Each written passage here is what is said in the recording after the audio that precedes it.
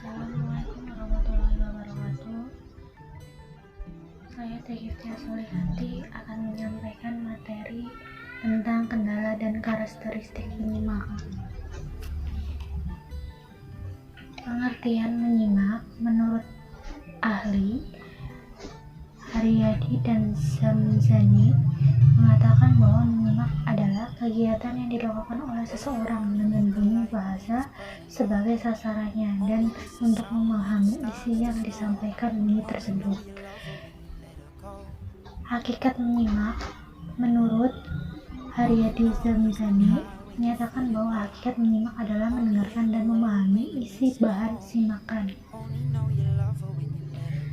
Tujuan menyimak itu ada 6. Yang pertama, mendapatkan fakta. Yang kedua, menganalisis fakta. Yang ketiga, mengevaluasi fakta. Yang keempat, mendapatkan inspirasi. Yang kelima, menghibur diri. Yang keenam, meningkatkan kemampuan berbicara.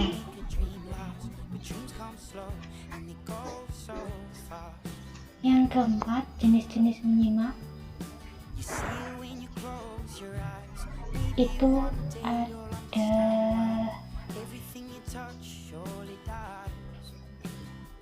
2 cara menyimak dan tujuan menyimak. Yang A, berdasarkan taraf hasil simak dengan beberapa jenis menyimak, yaitu sebagai berikut. Ada 5. Menyimak tanpa mereaksi. Yang kedua, menyimak pasif. Yang ketiga, menyimak dangkal. Yang keempat, menyimak kritis. Yang kelima, menyimak kreatif.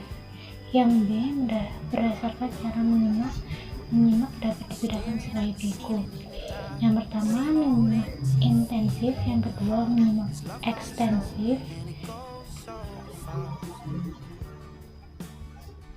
5. Tahap-tahap proses menyimak menurut Haryadi dan Zamzani mengungkapkan 5 tahap dalam proses menyimak, yaitu yang pertama mendengar, yang kedua mengidentifikasi, yang ketiga menginterpretasi atau menafsirkan, yang keempat memahami, yang kelima menilai, yang keenam menanggapi. Yang keenam, teknik menyimak itu ada 6. Yang pertama, dengar ucap. Yang kedua, dengar kerjakan. Yang ketiga, dengar menemukan benda. Yang keempat, dengar berbisik berantai. Yang kelima, dengar menjawab. Yang keenam, dengar cerita. 7. Tingkat menyimak itu ada 3. Menyimak marginal, menyimak apresiatif, menyimak atentif.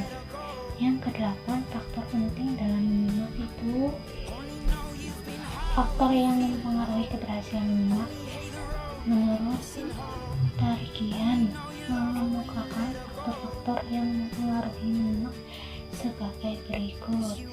Itu ada 5. Yang pertama, faktor fisik. Yang kedua, faktor psikologis. Yang ketiga, faktor pengalaman.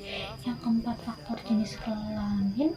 Yang kelima, faktor lingkungan. Yang B, faktor penentu keberhasilan menyimak menurut Ahmad Rofiuddin dan Darmiyati Zuhdi mengatakan bahwa menyimak yang berhasil adalah menyimak yang dapat memanfaatkan baik pengetahuan yang ditangkap dari wacana yang disimak. Yang B, aneka kendala menyimak efektif. Aneka kendala menyimak efektif itu kita berusaha sekuat daya untuk mengingatkan diri kita menjadi seorang penyimak. Berikut ini coba membicarakannya satu persatu. Yang pertama, keegoisentran. Yang kedua, keengganan ikut terlibat. Yang ketiga, ketakutan akan perubahan. Yang keempat, keinginan menghindari pernyataan. Yang kelima, puas terhadap kemungkinan eksternal, yang keenam pertimbangan yang prematur, yang ketujuh kebingungan semantik. Oke teman-teman,